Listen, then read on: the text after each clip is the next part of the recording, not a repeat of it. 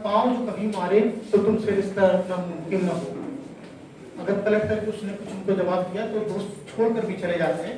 तो दोस्तों का ख्याल रखिएगा, आप लोगों को मेरी सलाह है। और दूसरा एक है कि पिता क्या होता है। आप लोग सब लोग मतलब पिता के सानिध्य में रहे तो पिता क्या होते हैं।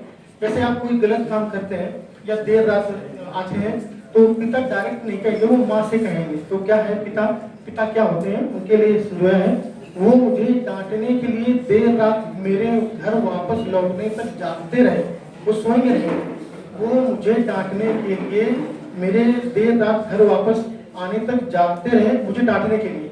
और जब मैं घर आया तो मेरी माँ से ये कहकर सो गए कि इनसे कह दो घर जल्दी आया करें, ये घर है कोई धर्मशाला नहीं। पिता मतलब कभी डायरेक्ट नहीं डांटते, माँ के थ्रू डांटते हैं। तो मैंने पिता को देखा है।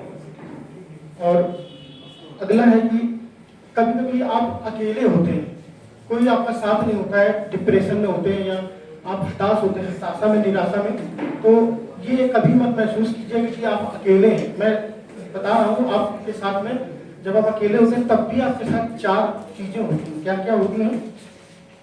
कहने को तो मैं सिर्फ अकेला हूँ, कहने को तो सिर्फ मैं अकेला हूँ, पर मैं सचमुच अकेला नहीं, पर मैं सचमुच अकेला नहीं।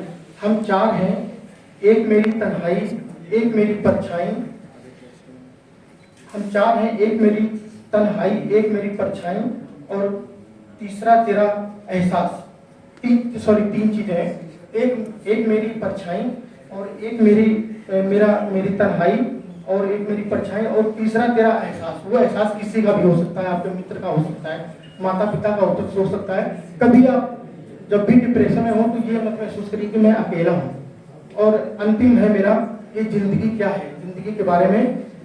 ये जिंदगी अच्छे से जीने के लिए मिली है साहब, ये जिंदगी अच्छे से जीने के लिए मिली है साहब। और लोग रोज मर रहे हैं, जी नहीं रहे, रोज मर रहे हैं। मेरी सलाह है कि ये जिंदगी अच्छे से जिए और फिर मरना, एक दिन मरना है। जब मरना तो पूरा का पूरा मरना, केवल अच्छे से जियो। मैं फिर से पढ़ता हूँ उसको, ये जिंदगी अच्छे से जीने के लिए मिली है साहब। और लोग हैं कि मरे जा रहे हैं। अरे भाई अच्छे से जियो, रोज क्यों मर रहे हो? एक दिन मरना, वो भी पूरा का पूरा।